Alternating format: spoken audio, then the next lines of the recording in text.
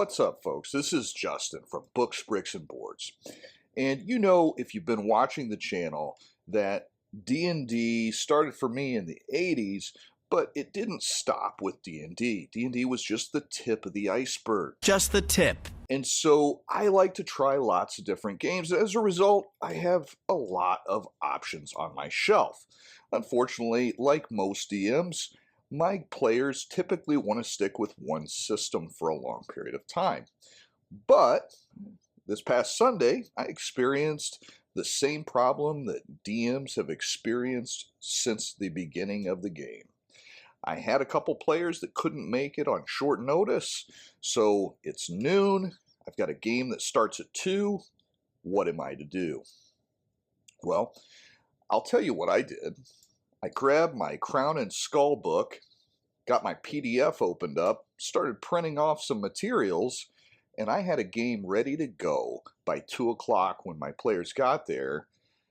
I spent 30 minutes teaching the system, 5 hours playing, and now I'm going to talk to you about the results. Let's get into it. For those of you that have never heard of Crown and Skull, it's a game that has been recently released in print format at least, and it's created by Runehammer. And Runehammer was also the guy behind the Index Card RPG that I've done a previous video on. Hankerin, the man behind Runehammer, has a very interesting design philosophy. With ICRPG, he made an extremely accessible role-playing game that sticks to the main beats of D&D, but removes any excess unneeded bits.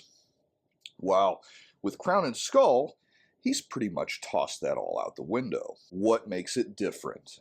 Crown and Skull approaches everything from an aggressively unique perspective. It was as if Hankerin said, if it's been in 90% of RPGs, it must be eradicated. The game has eliminated hit points, in PCs anyways, attributes, and the distinction between the value of what you own versus what you know. Change is neither positive or negative in and of itself. The real question is, does it all work?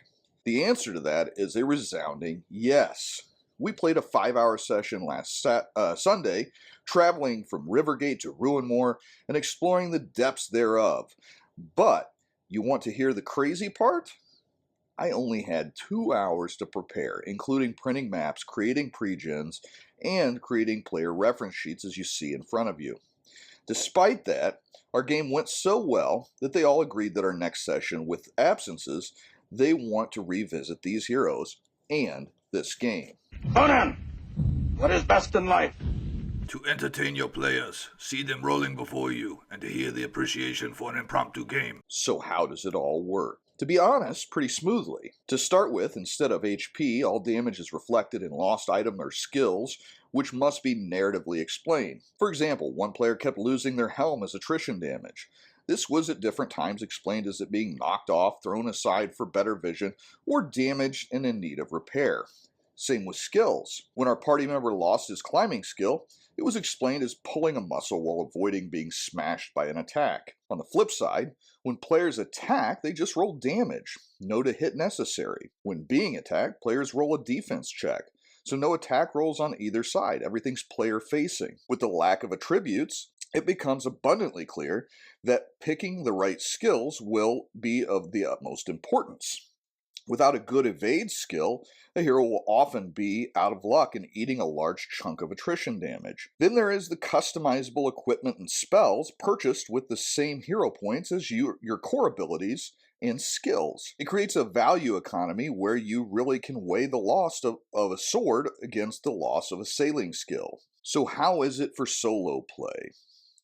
Well, between the excellent world with rich history and ample content generation, tables for days, and the straightforward player-facing dice roll mechanics, very little pressure is placed upon the Oracle or the GM. Like I said, 2 hours of prep was all I did before our game.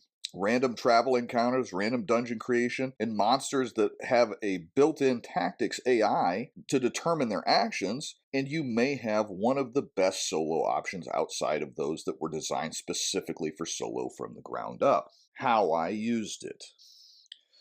So whenever I set up the game, the first thing I went about was printing out the rules cheat sheet which is in the PDF and the print copy, and it has all of the basic rules that you're going to need to know how to play the game on a two-sided piece of paper. I printed out one of those for each player. I created 4 different pre-gen characters, and yes, you will be familiar with the characters I have on there. Like I said, 2 hours. I didn't have time to get creative, so I went with what I knew. One of the things about Crown and Skull that is infinitely important is the world. The world is very detailed and interesting and has lots of different mysterious sections of it that your players are going to want to explore. And as such, I wanted to get them really immersed in that world. So I took to printing out the map. I printed a color version, which I found was a little bit harder to read. So I printed a black and white as well. And we used that on our overland trek. Put little dots at the end of each day as they traveled to Ruinmore. I also utilized the GM's Apprentice deck for any questions that came up. We played this as if it were GM-less, even though I was here. I let the Oracle create any of the unknown answers, and I was quite open with that with the players. They really enjoyed it.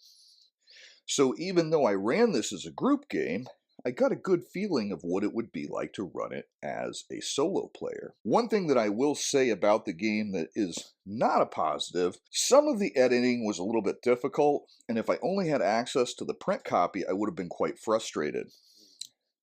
There were different hindrances, flaws, that were attributed to weapons or players that were not found in the flaws category.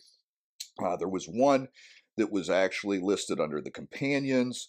There were some that were just throughout different parts of the book. Also, some of the enemies that were used in the Ruinmore dungeon section were not to be found in the bestiary at the back of the book, which was really confusing to me. But I later found those same monsters were statted up for an earlier dungeon, and I just didn't realize that they had been in the earlier dungeon. Now that said, that shouldn't keep you from wanting to try this game. Overall, it is very well edited and made. There's just going to be some little frustrating points, like companions with the attrition damage system. It's a little bit hard to see how you would apply damage if you have a companion. You can buy companions as part of your hero points. The way I would run it at my table is I would run them just as I would a regular hero, and you would cross off skills and equipment as they take damage, but that will lead you to some very, very fragile companions, and maybe that's the intent, but it's never really spelled out too well. But overall, this is a breath of fresh air. Runehammer has really taken what we expect from RPGs and turned it completely on its head. The book itself is quite beautiful and well written, and the concepts in here are unlike anything you're going to find anywhere else. And I didn't even really get too far into some of the best parts, such as the magic system where you can create custom spells, or the different paths that you can take. The game is named for the Crown and Skull, which is the choice that you're going to make when your characters reach a specific point in their careers, and they have to choose whether they're going to be for society or against it, and they get special benefits based on their choices either way. And there's different magic paths that they can go down, and it really just immerses you in this setting, and it gets you to feel like you're living in this world. And it's probably, other than Hyperborea, maybe my favorite setting that I've read in the last 10 years. The different places in the world all have some really cool random generation techniques for dungeons and for the different landmarks and for the different regions. You can completely randomize events, and you completely randomize dungeon crawls as well.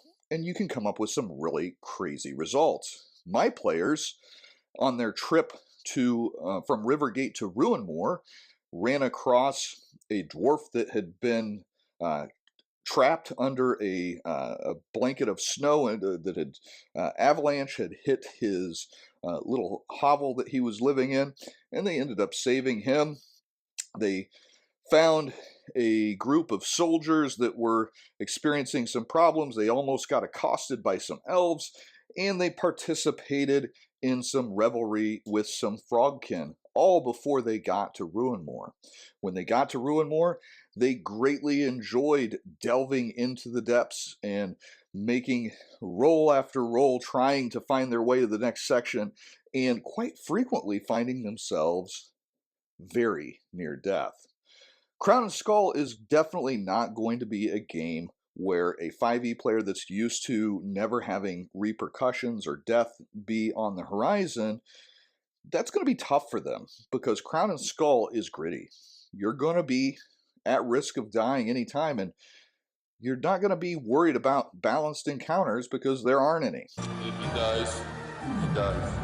And that's okay. I'm going to do a video about that later. I'm going to do a video on why you shouldn't want balanced encounters in your games. But overall, Crown and Skull is innovative, it's beautiful, and it is extremely well written.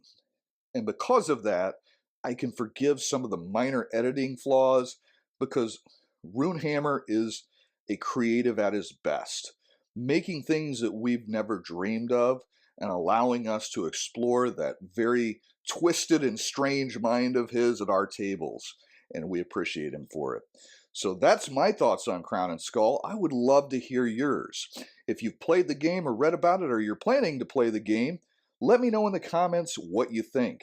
Also, if you've enjoyed the video, please be sure to like, share, and subscribe. I appreciate all of you watching, and I love that the channel is growing. Let's see where it goes within the next year. That being said, this has been Justin from Books, Bricks, and Boards.